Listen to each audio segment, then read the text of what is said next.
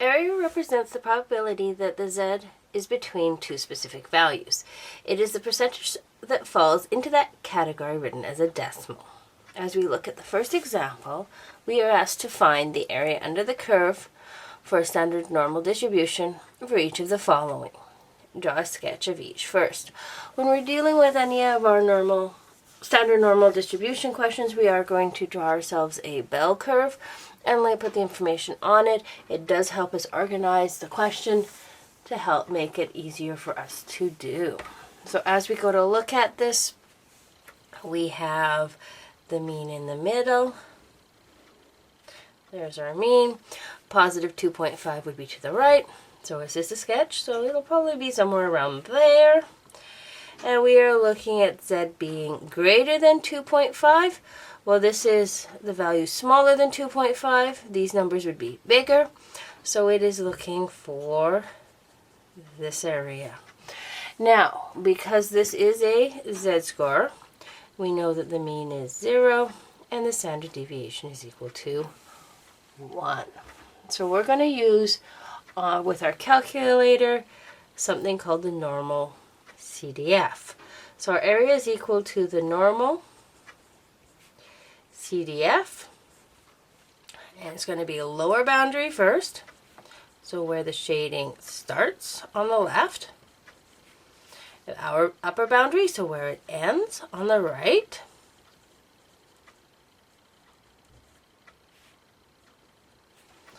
and we have our mean and our standard deviation. So area equals normal CDF. Our lower boundary on this one is 2.5. Our upper boundary, it keeps shading and it keeps going and going and going, it keeps going forever. So we need a really, really big number. So what we're going to do is we're going to go 1 E99. So we're using 1 to the calculator speak for 10 to the exponent 99. Our mean is 0. Our standard deviation is 1. This is your work. So you do want to show it. You do need to show it. At this stage now, with our calculator, to get to that normal CDF, we're going to go and hit the second button and then the bars button. And normal CDF is that second option. So down to 2, hit enter, and then we're going to put in our values. So we had a lower boundary of 2.5. So we're going to put in 2.5 for the first value. We then had an upper boundary of 1E99. So we're going to go 1. To get the E, you are going to hit the second button and then the comma. And if you look, you can now see that the E is on the screen, and then 99. Our mean is 0, standard deviation is 1, and we're going to hit enter. From here, we're going to hit enter again, and we notice that our area is 0.0062096. The number does keep going. We will write our areas to 4 decimal places. So as we go to write this, area is equal to 0.0062. And a reminder as we look at it, to get this E, we went second, and then we hit the comma button.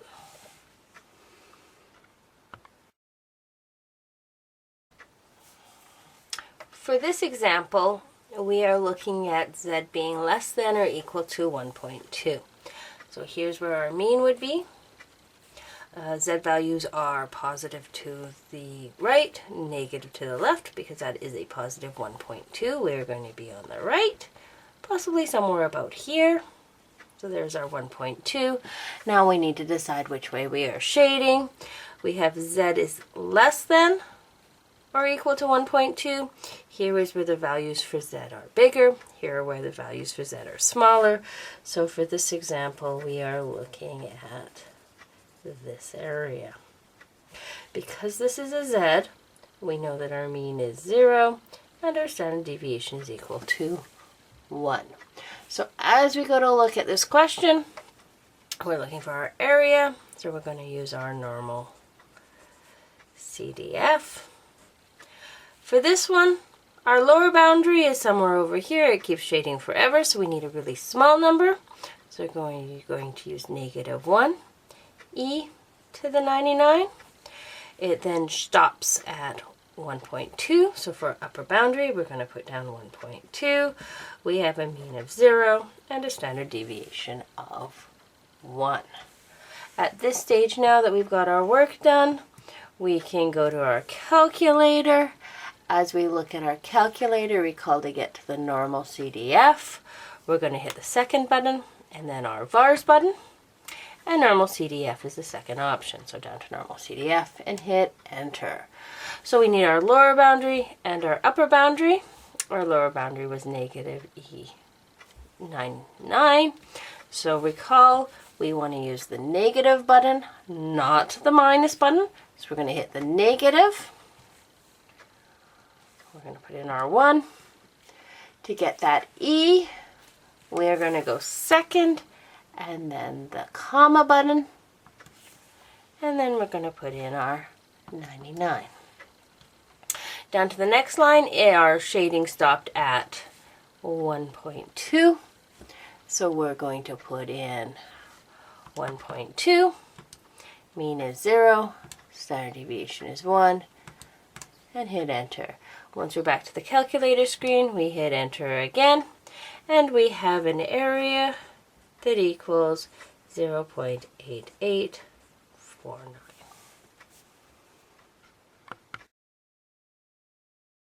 This example is asking for Z between -0.5 and 2.1.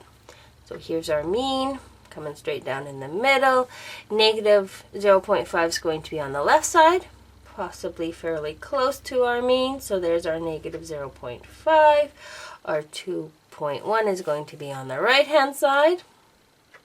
There, we can go with our 2.1. And we're asked for shading between them. So we're looking at this area. As we go to look at it, this is our lower boundary. This is where the shading starts. This is our upper boundary where our shading ends. Because we are looking at a Z, we know that our mean is 0 and our standard deviation is equal to 1. So as we go to look at it, we have an area is equal to normal CDF. Lower boundary on this one is -0.5. Our upper boundary is 2.1, a mean of 0, and a standard deviation of 1. Going to our calculator, we're going to go second VARS down to normal CDF and hit enter. So we're now going to put in our values for our lower and our upper, our mean and our standard deviation. Our lower on this one is -0.5. Our upper is 2.1. Mean is 0. Standard deviation is 1. And we go down to paste and hit enter. At this stage, now that we're back on the main calculator screen, we're going to hit enter again. And we get area is equal to 0.673. Now this is 5/9. Because we round to 4 decimal places, that 9 tells us the 5 is going to go up and become a 6. There is our area between -0.5 and 2.1.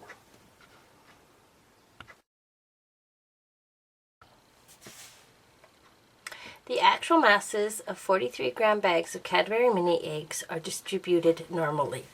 The mean is 43.86 grams with a standard deviation of 0.76. What percentage of randomly selected bags will have a mass less than 43 grams? So let's start off with our bell curve.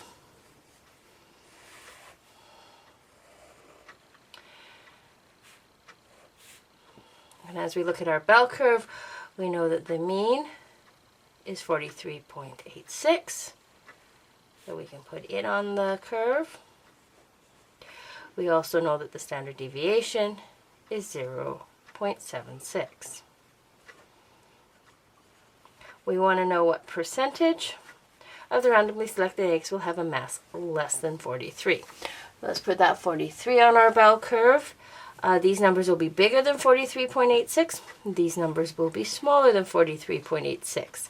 43 is smaller, so we're looking at it on this side, and we want the mass less than. So less than is this direction, so to the left, so we're looking for that area. So we want to go find that area. We're going to use our normal CDF. So area is equal to normal CDF. Our lower boundary, because this goes on forever, would be that negative 1e, 99. Our comma. Upper boundary is the 43. We then want the mean, which was 43.86, and our standard deviation of 0.76. So now that we have it all written out, we can now go to our calculator. As we look at our calculator, to get to that normal CDF, we're going second vars, and it's our second option, so down to 2. Our lower boundary was a negative 1. Remember to get E, it's second bracket. 99. Upper boundary was 43. Our mean this time is not 0, but it is 43.86. And our standard deviation was 0.76. So we're going to go down to the paste, and then we're going to hit enter, and we get an area of 0.1289. So area is equal to 0.1289. Now in this particular question, it asks us for the percentage. So it said what percentage. So we need to change this area into a percentage. So for percentage, we're going to go area times 100. So we're looking at 0.1289 times 100, which will give us 12.89%.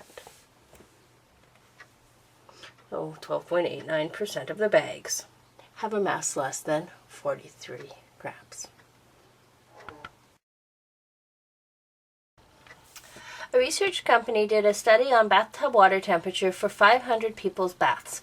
The company found that the temperatures were normally distributed with a mean of 39.1 degrees Celsius and a standard deviation of 0.41 degrees Celsius.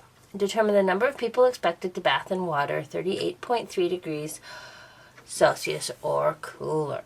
Alright, so let's go and see if we can find our mean. So we have a mean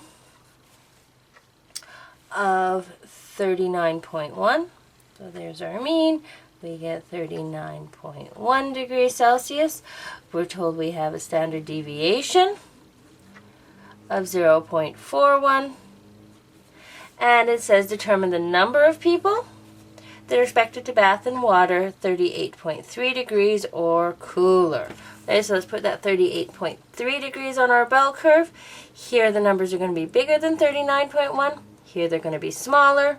So it'll be on this side someplace. So let's go our 38.3 there. And it said or cooler, which means we're going to be shading to the left. To find that area, we're going to need our normal CDF. So we're looking at normal CDF. The lower boundary, it was going on forever, so that was our negative E, 99, comma. We need our upper boundary, which is 38.3. Next number is our mean, which was 39.1, and our standard deviation of 0.41. At this stage now, we're heading to our calculator to stick those numbers in. So remember it's second vars. Normal CDF is our second one. Sometimes the lower will already be this what you want, depending on what your last question was. In this case, it is the -1 times 10 to the exponent 99, so we do not need to change it. Our upper boundary was 38.3, our mean was 39.1, and our standard deviation was 0.41. Down to our paste, and then hit enter. So as we go to look at this question, we find that our answer for our area is going to be 0.0255. Now, this particular question, going back and checking to see what it wants, wanted the number of people. So we need to know a total number of people that were asked. If we go back through the question, it says a research company had a study on the bathtub temperatures for 500 people's baths. 500 people's baths. So that means our total is equal to 500. So to find our number of people, we are going to go and we are going to take the total and times it by the area.